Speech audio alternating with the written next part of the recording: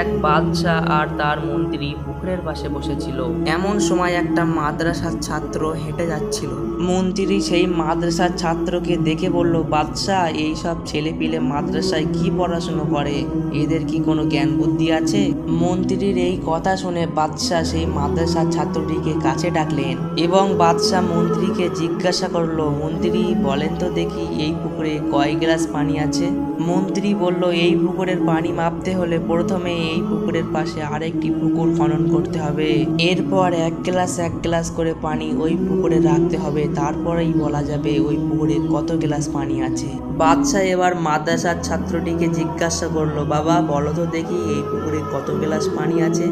মাদ্রাসার ছাত্রটি বলল, মহামানিত বাদশাহ, আপনি তো বলেননি গ্লাসটি কত বড় আছে।